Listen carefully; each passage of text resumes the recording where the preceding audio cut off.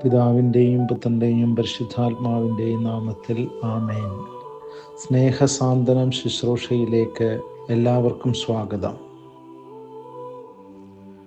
സന്ധ്യയായി, ഉഷസ്സായി, 23-ാം ദിവസം. സുഭാഷിതങ്ങളുടെ പുസ്തകം 16-ാം അധ്യായം 1, 3, 6, 7, 16 തിരുവചനങ്ങൾ. മനുഷ്യൻ പദ്ധതികൾ വിഭാവനം ചെയ്യുന്നു, അന്തിമമായ തീരുമാനം കർത്താവിൻ്റേതത്രേ. നിന്റെ പ്രയത്നം കർത്താവിൽ അർപ്പിക്കുക, നിന്റെ പദ്ധതികൾ ഫലമണിയും. ആത്മാർത്ഥതയും വിശ്വസ്തതയുമാണ് അധർമ്മത്തിന് പരിഹാരം. ദൈവഭയം തിന്മയിൽ നിന്ന് അകറ്റി നിർത്തുന്നു. ഒരുവന്റെ വഴികൾ കർത്താവിന് പ്രീതികരമായിരിക്കുമ്പോൾ ശത്രുക്കൾ പോലും അവനോട് ഇണങ്ങിക്കഴിയുന്നു. ജ്ഞാനം ലഭിക്കുന്നത് സ്വർണം കിട്ടുന്നതിനേക്കാൾ ശ്രേഷ്ഠമാണ്. വിജ്ഞാനം വെള്ളിയേക്കാൾ അഭികാമ്യവും. കർത്താവിൻ്റെ വചനം. ദൈവത്തിന് നന്ദി. സ്നേഹിതരെ,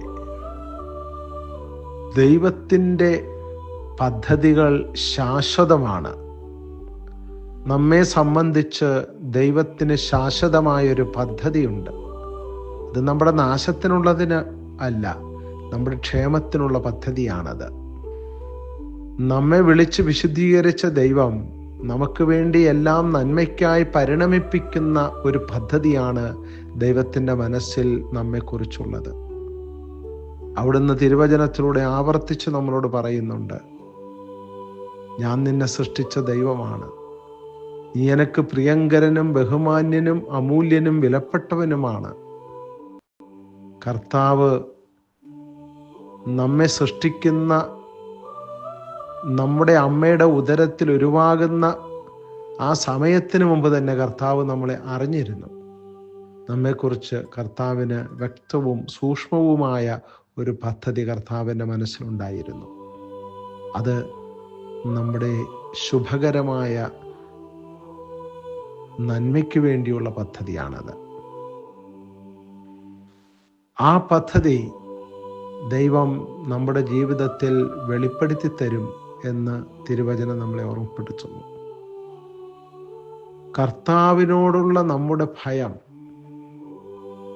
അവിടുത്തെ പ്രീതി അന്വേഷിക്കുന്ന നമ്മുടെ ജീവിത ശൈലി നമ്മെ കൊണ്ടുചെന്നെത്തിക്കുന്നത് ശാശ്വതമായ സന്തോഷത്തിലാണ്. ദൈവിക ജ്ഞാനമാണ് ഇതിന് നമ്മളെ പ്രാപ്തരാക്കുക. ദൈവത്തിൻ്റെ ജ്ഞാനം വിലപിടിപ്പുള്ളതാണ്. ആ ജ്ഞാനമാണ് അനുഗ്രഹവും അഭിഷേകവുമായി നമ്മുടെ ജീവിതത്തിൽ അനുഭവപ്പെടുന്നത്. അതുകൊണ്ട് ദൈവത്തിൻ്റെ ജ്ഞാനത്തെ കാക്ഷിക്കുവാനും ആ ജ്ഞാനത്താൽ അഭിഷേകപൂരിതമാകാനും ആത്യന്തികമായി ആ സന്തോഷം അനുഭവിക്കുവാനും നമുക്ക് ഇടവരട്ടെ. അതിനായി നമുക്ക് ദൈവത്തോട് പ്രാർത്ഥിക്കാം.